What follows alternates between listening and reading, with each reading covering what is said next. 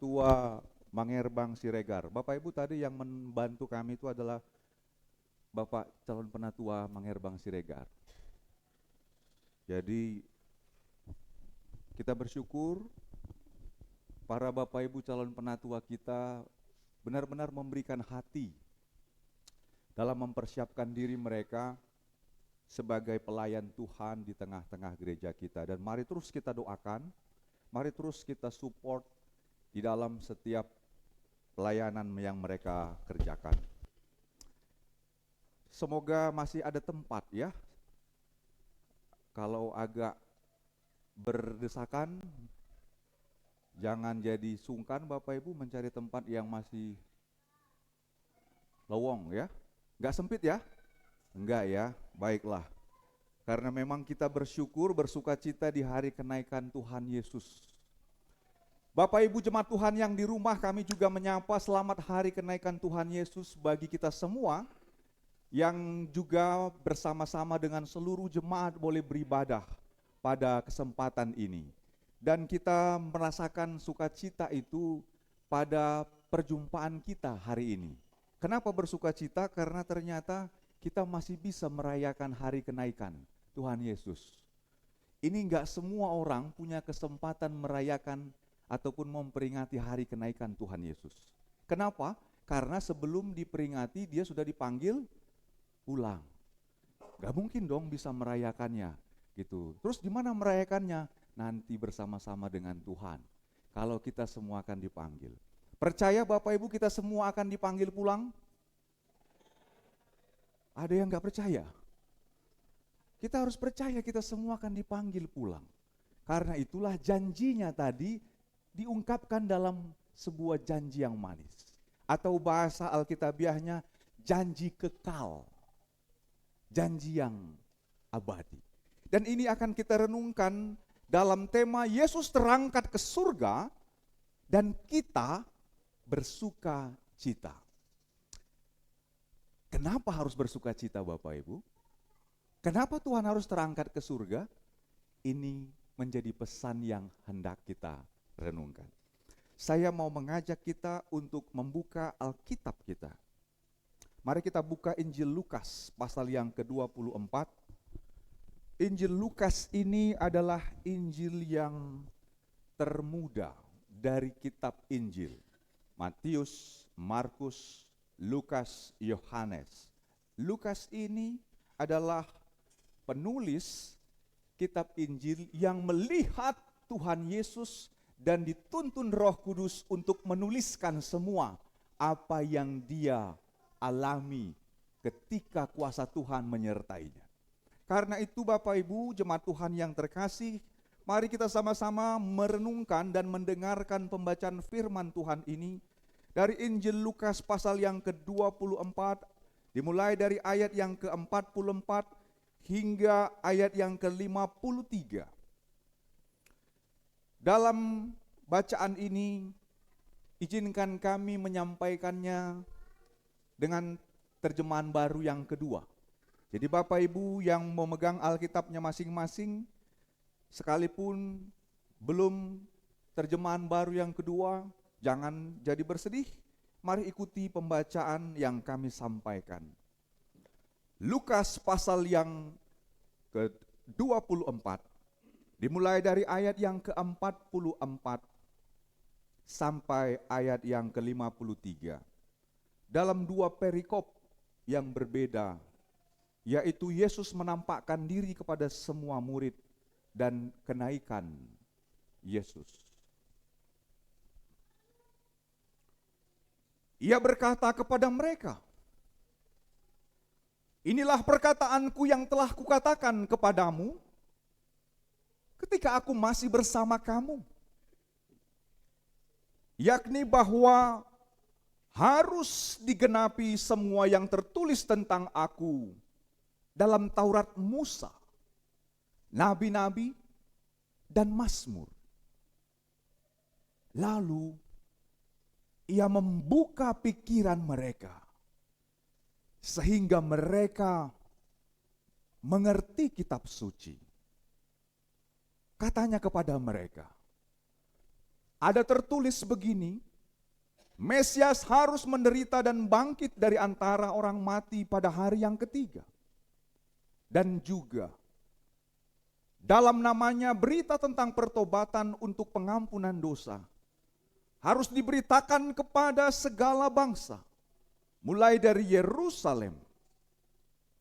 Kamulah saksi-saksi dari semuanya ini. Lihatlah, aku akan mengirim kepadamu apa yang dijanjikan Bapakku. Namun kamu harus tinggal di dalam kota ini sampai kamu diperlengkapi dengan kekuasaan dari tempat tinggi. Yesus membawa mereka keluar kota sampai dekat Betania. Di situ ia mengangkat tangannya dan memberkati mereka. Ketika ia sedang memberkati mereka, ia terpisah dari mereka dan terangkat ke surga. Mereka sujud menyembah dia, lalu pulang ke Yerusalem dengan sangat bersuka cita. Mereka senantiasa berada di dalam bait Allah dan memuliakan Allah. Amin. Bapak Ibu, semua yang menyaksikan itu ada berada di mana? Di dalam bait Allah. Dan mereka memuliakan Allah setelah mereka menyaksikan Tuhan terangkat ke surga. Jadi sudah mengerti kenapa kita sekarang ada di bait Allah, ada di dalam gereja? Sudah mengerti Bapak Ibu? Untuk memuliakan Allah yang sudah naik ke surga. Saya nggak tahu apakah kita merasakan sesuatu hal yang berbeda dengan hari kenaikan Tuhan Yesus. Kenapa kita harus merayakan hari kenaikan Tuhan Yesus? Supaya lengkap, sikop, ibu-ibu, bapak, ibu lansia. Asa sikop, lengkap, sempurna, genap. Kalau ganjil, dangris, mulu dibagi aka jambar. Harus genap. Apa artinya genap? Semua dapat. Kalau ganjil, adong nasatonga, adong yang belum dapat. Itu ungkapan yang menggambarkan tentang ketika dia terangkat ke surga, semuanya genaplah, sempurnalah. Bahasa tadinya manis, enak, kira-kira begitu. Dan ini merupakan satu peristiwa yang sangat penting dalam sejarah iman kekristenan. Kenapa? Karena Allah yang sudah menciptakan seluruh dunia itu sudah memberikan bukti dia dilahirkan. Dia lahir untuk menjadi manusia. Dan peristiwa lahir itu peristiwa yang juga disaksikan oleh para malaikat turun dari surga untuk menyampaikan berita kepada para gembala. Dan langit terbuka, kemudian para malak, semua malaikat itu turun dan bernyanyi, kemuliaan bagi Allah di tempat yang maha tinggi. Itu siapa yang saksikan? Para gembala. Mereka menyaksikan itu, langit terbuka.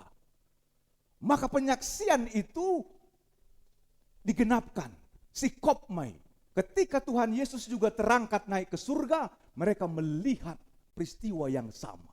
Langit terbuka dan Tuhan terangkat ke surga. Luar biasa bukan Bapak Ibu? Coba cari semua kitab suci yang ada di dunia. Cari, buka atau download, beli. Di mana ada konsep Allah yang seperti Yesus Kristus. Supaya ini membuat kita semakin yakin bukan kebetulan kita menjadi seorang Kristen. Maka jangan ragu-ragu dengan imanmu. Perhatikan, ada satu rahasia yang mau dituliskan oleh penulis Injil. Sebab Matius, Markus, Lukas, Yohanes itu menjadi saksi yang menuliskan tentang Yesus. Tapi semua penulis itu tidak tahu cerita tentang Yesus yang bangkit. Betul tidak? Adakah diceritakan dalam Injil Yesus yang bangkit? Bang Ruben tahu ceritanya? Karena Tuhan Yesus itu yang sudah mati, kemudian karena itu sudah hari Sabat, maka mayatnya harus ditaruh kemana? Ke kubur. Kemudian dijaga, ditutup dalam batu yang begitu besar. Dijaga, gak boleh ada yang masuk. Kenapa? Karena itu adalah persoalan bagi orang Romawi dan orang Yahudi. Maka yang menjadi bukti adalah kebangkitan Tuhan Yesus. Dituliskan dalam Injil, apa buktinya? Kubur kosong. Siapa yang lihat Yesus bangkit? Tidak ada. Karena Allah yang bangkit itu tidak bisa dilihat oleh mata jasmani. Tapi perhatikan Bapak Ibu, ini rahasia Injil. Allah mau di dalam kenaikannya dia dilihat. Bayangkan, di mana ada Allah Tuhan yang ada di dunia ini, termasuk dewa yang mau memperlihatkan dirinya. Hanya di dalam Yesus Kristus Allah memperlihatkan, inilah aku. Dan dia terangkat ke surga untuk membuktikan siapa Allah yang harus disembah. Maka ini yang membuat kita bersyukur pada saat ini sebagai orang Kristen. Kalau engkau masih ragu-ragu dengan siapa Tuhanmu, engkau masih belum mengerti bagaimana Tuhanmu itu yang sudah terangkat ke surga, itu menyediakan tempat bagimu, maka Roh Kudus kiranya membuka hati dan pikiranmu, supaya engkau mengerti mengapa kita harus menyembah Yesus Kristus. Itu adalah Allah yang menjadi manusia. Jadi orang Kristen, orang yang sangat berbahagia. Kenapa? Karena bisa melihat Allahnya dalam rupa manusia. Dialah Yesus Kristus. Dan ini membuat kita sampai kepada pesan. Apa pesan Tuhan?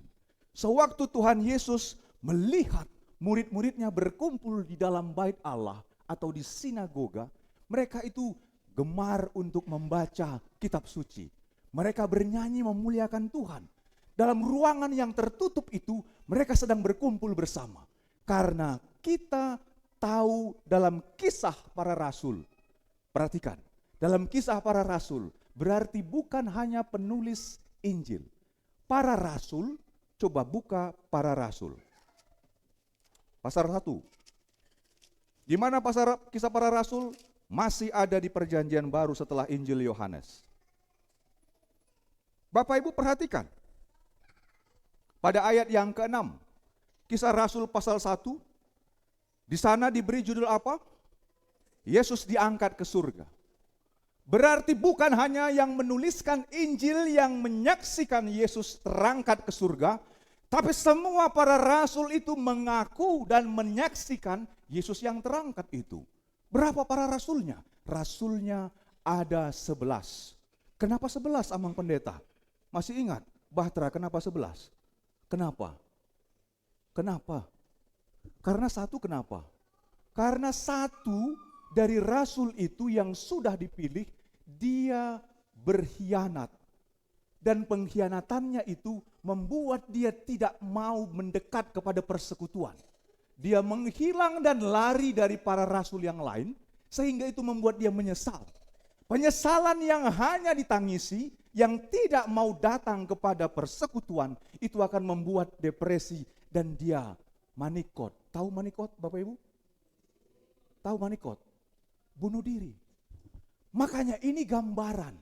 Tuhan tahu setelah Tuhan Yesus bangkit, mereka itu sering kumpul-kumpul untuk saling menghibur dan menguatkan. Tapi ada satu yang tidak mau menghibur, tidak mau dihibur, tidak mau saling berbagi. Namanya Yudas. Akhirnya dia hilang dari panggilan Tuhan.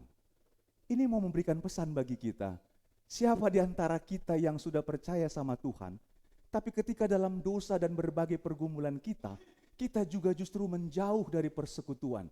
Itu akan membuat kita terasing dan menjadi sasaran empuk dari persoalan-persoalan dunia. Maka dibutuhkan kekuatan persekutuan. Dan ini yang mereka lakukan, mereka berkumpul dalam ruangan, tiba-tiba Tuhan Yesus hadir di tengah-tengah mereka. Dan Tuhan Yesus mau membuktikan dia bukan hantu, dia Tuhan yang berbicara kepada mereka. Itu cerita Bapak Ibu yang kita lihat dalam Lukas pasal 24 ini. Yesus menampakkan diri kepada semua murid-murid. Dari sini kita bisa mengerti bahwa Tuhan itu tetap ada di dunia. Setelah Tuhan Yesus bangkit selama 40 hari. Saya harus sampaikan ini karena ini memang adalah sebuah simbol yang dituliskan untuk orang Yahudi. Gak bisa orang Batak mengerti 40. Karena orang Batak itu hanya mengerti angka 3. Orang Batak itu dalam konsep leluhurnya itu mengenal dunia ini ada 3. Dunia Gijang, dunia Tonga, baru dunia Toru. Ada 3 konsep orang Batak. Makanya kenapa orang Batak itu pakai istilah Dalihana Tolu. Orang Batak pasti hafal itu. Tapi ketika dibilang 40, orang Batak nggak paham. Kenapa Bapak Ibu? Karena 40 itu hanya dipahami oleh orang Israel. Apa itu 40? 40 itu mengingatkan mereka. Oh, sejarah opung nami na jolo. 40 tahun manasida di dalam perjalanan padang gurun. 40 tahun. Coba perhatikan Bapak Ibu, berapa hari kemudian Musa naik ke Gunung Sinai, itu kemudian dia berdiam di atas Gunung Sinai untuk menerima 10 loh batu. 40 hari, 40 malam. 40. Kenapa harus 40? Kita nggak tahu. Tapi itulah yang diceritakan dalam kitab Taurat. Sudah? Pertama kitab Taurat, 40. Kemudian dikatakan juga dalam para nabi-nabi, 40 itu adalah masa di mana mereka juga bersiap-siap untuk mengalami satu masa 40 atau 400 tahun di Mesir. 440. Itu masa yang berat. Artinya masa 40 itu masa di mana mereka ingat itu masa yang sulit. Perhatikan, di zaman Tuhan Yesus, berapa hari Tuhan Yesus puasa? Berapa? 40 hari, 40. Jangan lupa, karena 24 jam itu 1 hari 1 malam. Karena beda harganya kalau hanya setengah hari, 1 hari, atau 1 hari 1 malam. Dan Tuhan mau membuktikan 40 hari 40 malam dia puasa. Kenapa? Dia mau membuktikan kepada semua orang yang akan mengetahui itu, bahwa aku pun melewati masa-masa sulit. Jadi 40 itu gambaran masa sulit seperti umat Tuhan di dalam perjalanan keluar. Tuhan Yesus bangkit. Tadi sudah kita dengarkan liturgos bilang, Tuhan Yesus masih bersama dengan para murid itu setelah Tuhan Yesus bangkit. Berapa hari? 40 hari. Kenapa harus 40 hari? Karena itu masa yang sulit bagi orang-orang Kristen, bagi para rasul dan orang percaya. Setelah mereka menyaksikan Yesus yang bangkit itu pada hari yang ketiga, lewat kesaksian Maria, Marta Magdalena, dan Ibu Yakobus, serta semua murid-murid yang berjumpa, bahkan Thomas yang mencucukkan tangan itu, mereka ada 40 hari bersama Tuhan. Kenapa? Karena inilah guncangan iman percaya mereka. Karena itu Tuhan Yesus datang kepada persekutuan mereka untuk menggenapkan apa yang terjadi. Makanya kita sekarang mengerti kenapa Tuhan Yesus berkata pada ayat yang ke-45. Mari kita perkatakan, 44. Kita baca sama-sama 2, 3, iya. Ia berkata kepada mereka, inilah perkataanku yang telah kukatakan kepadamu ketika aku masih bersama kamu, yakni bahwa harus digenapi semua yang tertulis tentang aku dalam Taurat Musa, nabi-nabi, dan Mazmur. Jadi semua yang Tuhan Yesus tunjukkan itu dalam dirinya, yang 40 hari 40 malam berpuasa. Dan yang 40 hari bersama-sama dengan murid-murid, itu semua genap. Itu sudah dinubuatkan dalam kitab para nabi, Taurat dan Mazmur. Jadi jangan ragu lagi kalian, kata Tuhan Yesus. Begitu mereka mendengar itu, apa yang terjadi pada ayat yang ke-45? Kita baca sama-sama. Lalu ia membuka pikiran mereka, sehingga mereka, amin. Jadi Bapak Ibu, kadang-kadang kalau kita baca kitab suci ini, Abang Pendeta, kenapa kadang-kadang saya nggak ngerti? Iya, karena mengerti kitab suci ini nggak bisa hanya pakai pikiran. Harus Tuhan yang memberikan hikmat. Itu namanya ilham. Roh Kudus yang membuka pikiran. Makanya mereka jadi ngerti, terkoneklah pengetahuan mereka, terkoneklah ingatan mereka dengan semua yang sudah mereka baca dalam Taurat, kitab Nabi, dan kitab Mazmur, ataupun kitab-kitab sastra itu. Jadi, Bapak Ibu, Tuhan Yesus melakukan itu supaya mereka benar-benar percaya kepada Tuhan Yesus, Dialah Allah. Oh, akhirnya mereka mengerti. Akhirnya mereka paham siapa Tuhan Yesus. Dan bukan hanya berhenti di situ. Dikatakan pada ayat yang ke-47, ayat yang ke-48, mereka diminta untuk menjadi saksi. Berarti kalian harus jadi saksiku ya. Nggak bisa hanya lihat, nggak bisa hanya mengerti, nggak bisa hanya percaya, harus jadi saksi. Sekarang kita ditanya, kenapa Tuhan Yesus harus minta mereka jadi saksi? Supaya mereka bisa mengikrarkan iman percaya mereka. Bahwa memang kalau ada manusia yang mau bertobat, mau diselamatkan, mau hidup di dalam pengampunan Roma Tuhan Yesus, datanglah kepada Tuhan Yesus. Karena dialah jalan kebenaran dan hidup. Gak ada yang sampai kepada kehidupan kekal Bapa kalau tidak melalui Tuhan Yesus. Jadi kalau ada Kristen progresif atau orang-orang yang sekarang masih juga dipengaruhi dengan ajaran-ajaran ada keselamatan di luar Yesus Kristus, biarlah dia cari jalan keselamatan itu. Sebab semuanya sudah dibuktikan. Bagaimana orang bisa selamat? Itu bukan karena apa yang dia perbuat. Tapi selamat itu karena sudah ada juru selamat yang menganugerahkan itu lewat kematian di kayu salib menebus dosa. Maka ini penting untuk kita pegang. Kalau enggak, untuk apa murid-murid itu harus menjadi saksi? Untuk apa mereka harus mau diberikan tugas menjadi saksi? Kalau tidak ada yang menggaransi dan tidak ada yang mereka akan terima sebagai janji yang manis itu. Ruben, maukah engkau kusuruh jadi saksi, tapi kau tidak kujamin dapat apa-apa? Untuk apa?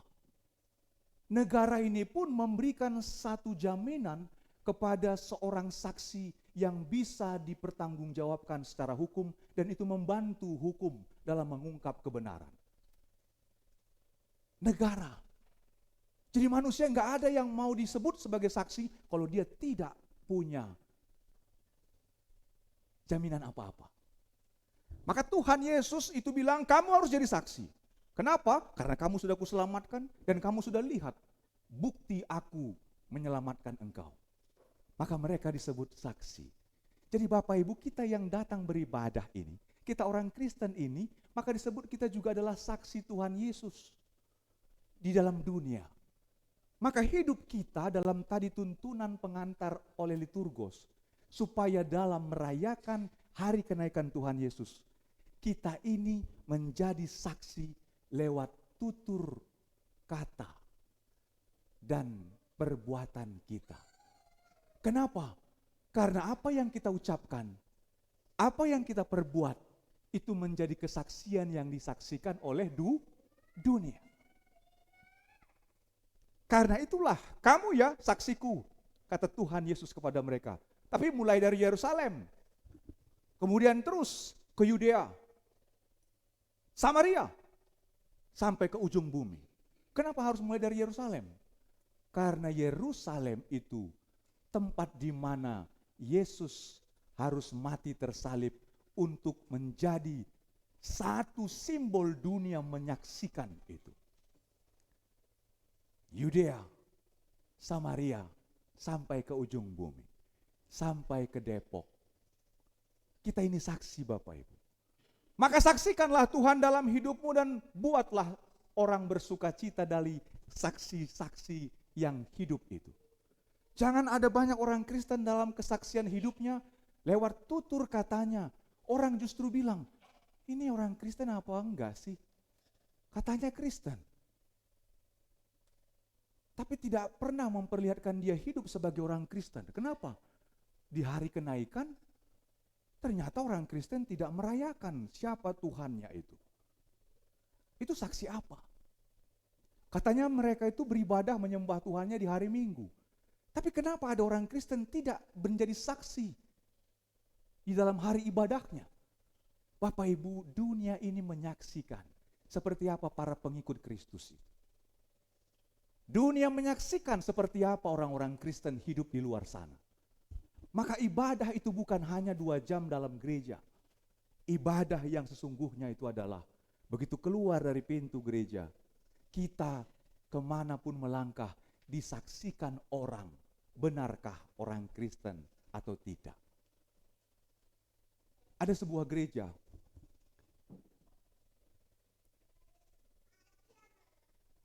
menuliskan selamat beribadah itu bukan di pintu masuk atau di depan. Biasanya kalau kita mau masuk, selamat beribadah. Terus apalagi kira-kira informasinya Bapak Ibu? Apa? Apalagi informasi yang sering kita baca kalau di pintu masuk gereja? Jarang lihat ya yang di depan pintu gereja. Apa? Selamat beribadah. Kemudian apa lagi biasanya? Tuhan Yesus memberkati. Betul. Selamat beribadah, Tuhan Yesus memberkati. Atau di dalam informasi itu dikatakan jangan berisik. Sedang ibadah. Itu biasanya yang kita lihat di pintu masuk. Tapi di gereja ini itu tidak ditulis di pintu masuk. Tapi yang ditulis adalah, coba lihat ke belakang. Ada gambar, ada apa di tembok itu Bapak Ibu? Ada jam bukan? Ada jam. Tahu nggak jam itu untuk apa? Itu untuk mengingatkan pengkhotbah supaya jangan lupa waktu.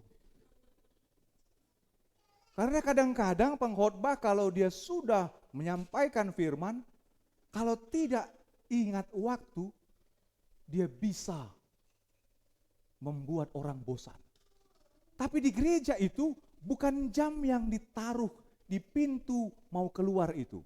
Apa yang ditaruh?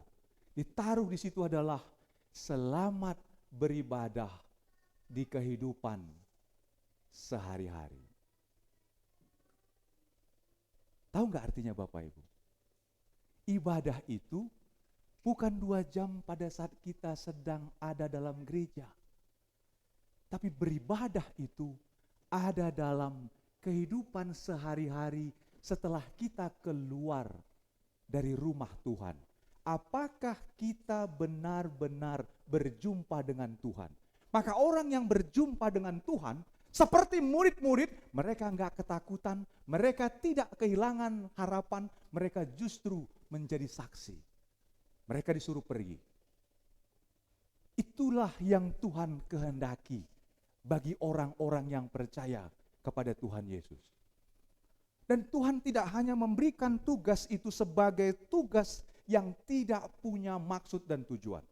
Dikatakan di sana pada ayat yang ke-50. Mari perhatikan Bapak Ibu. Yesus membawa mereka keluar kota sampai dekat Betania. Di situ ia mengangkat tangannya dan memberkati mereka. Inilah bukti di mana Allah di perjanjian lama lewat Imam Harun memberkati umatnya ketika mereka sudah berjumpa dengan Allah dalam 10 hukum Taurat. Maka mereka menerima berkat Allah sebagaimana Harun menjadi sumber berkat Allah. Tuhan memberkati engkau dan melindungi engkau. Tuhan menyinari engkau dengan wajahnya dan memberi engkau kasih karunia. Tuhan menghadapkan wajahnya kepadamu dan memberi engkau damai sejahtera. Itu lewat Imam Harun. Apa yang diucapkan oleh Imam Harun itu bukan Allah yang langsung hadir memberkati. Sebab dalam berkat yang ketiga, Tuhan menghadapkan wajahnya kepadamu dan memberi engkau damai sejahtera. Yesus Kristus yang menghadapkan tangannya untuk memberkati semua para rasul. Dia Allah, bukan lagi dia menghadapkan wajah, tapi wajahnya sendiri yang diarahkan kepada semua murid-murid untuk diberkati. Bayangkan Bapak Ibu, betapa luar biasanya murid-murid itu menerima berkat karena Allah dalam Yesus sendiri yang memberkati mereka. Makanya mereka dipenuhi dengan kuasa Tuhan. Berkat Tuhan memampukan mereka untuk hidup sukacita. Makanya mereka pulang, berkumpul di bait Allah dengan sukacita menyembah Allah. Ini yang membuat orang Kristen kenapa setiap datang beribadah kita nggak pulang dengan sia-sia karena kita menerima berkat Tuhan. Amin. Maka orang yang mau mengarahkan pandangannya, orang yang mau mendengarkan firman, orang yang mau mendengarkan berkat, dia pasti akan menerima kuasa berkat itu. Bapak Ibu, inilah yang membuat kita mengerti mengapa kita merayakan hari kenaikan Tuhan Yesus ke surga. Apa yang mau kita renungkan dari firman Tuhan ini? Yang pertama, kita semua diingatkan bahwa di dalam Alkitab yang sudah sejak dahulu dinubuatkan para nabi, dalam kitab Mazmur itu sudah digenapkan oleh Tuhan Yesus. Makanya jangan lagi ragu, jalan keselamatan itu sudah ditunjukkan oleh Tuhan dengan dia terangkat ke surga. Pertanyaannya di awal tadi, untuk apa Tuhan Yesus terangkat ke surga atau naik ke surga? Untuk memberikan bukti dia dari surga dan kembali ke surga. Clear. Jadi jangan lagi nanti ada orang Kristen, itu dia do hati, molo mate au, Bapak bulan sia, itu dia do. Itu dia.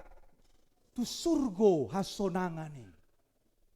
Alai ikon marhua dohita asabu itu surgo. Ikon rap dohot Tuhan Yesus. Makana ido edi. Ikon Yesus dodongaku sahala kuliludo. Rapon Yesus boy au monang talumu suina dang mabiara bisi.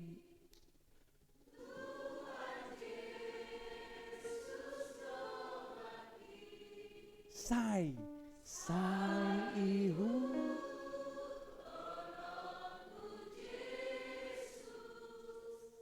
olo aku.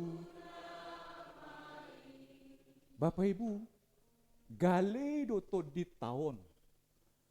Kita akan menangis dan kita akan terpuruk kalau kita sendirian menghadapi pergumulan hidup ini setiap hari. Betul tidak? Betul. Maka naunang komadele roh tu Tuhan Yesus. Karena dia sudah mengalahkan maut itu. Dan dia sudah bilang, aku bangkit. Dan aku mau kembali ke rumah Bapa untuk mau membuktikan di dalam berbagai pergumulan hidup kita. Kalau kita sudah tidak kuat lagi, kita sudah disiapkan tempat oleh Tuhan Yesus. Itu yang pertama.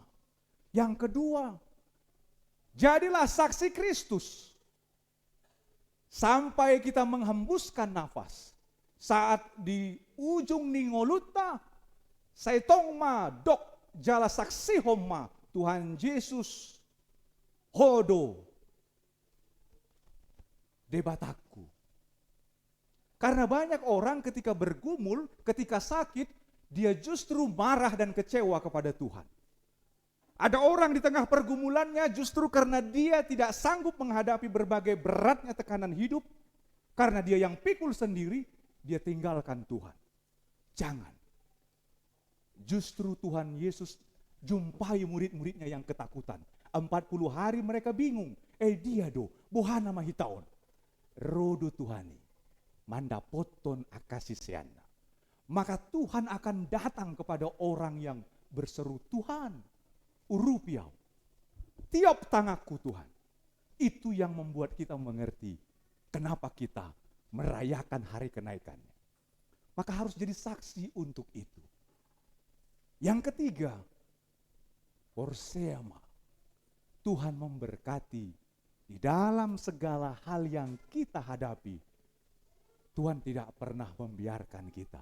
Alai tongdo di pasu-pasu, asa dame di portibion, jala dame di surgo. Makanya Tuhan memberikan janji. Di bumi dan di surga itu sudah ada kuasa yang diperoleh Tuhan Yesus. Supaya kita percaya.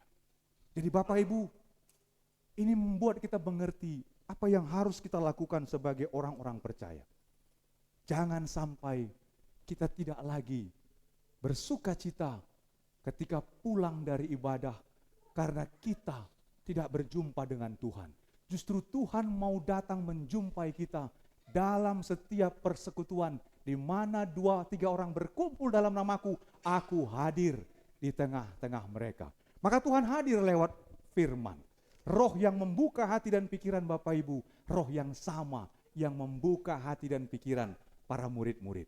Dan itu menjadi janji berkat bagi semua orang percaya. Berbahagialah orang yang mendengarkan firman Allah dan yang melakukannya. Amin, kita berdoa. Tuhan, kami bersyukur 2000 tahun yang lalu Engkau naik ke surga. Dan itu menjadi kesaksian nyata yang disaksikan oleh para murid-murid. Bahkan Tuhan, bukan hanya para murid yang menyaksikan, tapi semua orang yang kemudian mendengarkan kesaksian itu, Rasul Paulus, dan semua orang-orang yang mati martir juga memberi kesaksian hidup bahwa benarlah Engkau adalah Allah. Bapa, kalau Engkau tidak hidup dan Engkau bukan Allah, tentu kami pun tidak mungkin bisa selamat dan percaya hingga pada saat ini. Karena itu Bapa, biarlah di dalam kehidupan kami setiap hari, Engkau yang hadir dan menyertai kami. Ketika kami datang berseru kepadamu. Karena itu Bapa, kami mohon berkati semua jemaat-Mu. Berkati semua Tuhan pekerjaan mereka, usaha mereka. Baik di dalam studi perkuliahan, maupun Tuhan yang sedang bergumul di dalam berbagai hal yang tidak dapat kami ketahui. Tapi kami percaya Tuhan tahu setiap pergumulan kami. Seperti murid-murid yang bergumul, Tuhan justru hadir dan menjumpai mereka. Tuhan, kami percaya Engkau pun akan hadir di dalam setiap kehidupan kami kalau kami datang dan berseru kepadamu. Sebab tanpa Engkau Tuhan, kami tidak kuat untuk menghadapi segala hal yang terjadi di dalam kehidupan kami. Karena itu Tuhan, sertailah kami semua jemaat-Mu, agar di dalam merayakan dan mengingat hari kenaikan-Mu, kami percaya kelak Tuhan pun akan memanggil kami pulang, sehingga kami semua bersama-sama dengan Engkau berjumpa di rumah Bapa, di dalam kerajaan-Mu yang kekal di surga. Terima kasih ya Tuhan.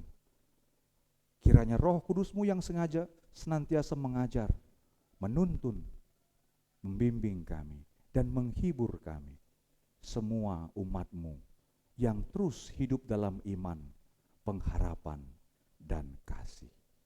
Dengarkanlah doa kami ini yang kami sampaikan hanya di dalam satu nama, Tuhan Yesus Kristus, Juru Selamat kami yang hidup. Amin. Bapak Ibu jemaat Tuhan yang terkasih, apa yang membuat kita bersyukur, apa yang membuat kita bangga, apa yang membuat kita sangat bersuka cita setelah kita tahu kabar kepastian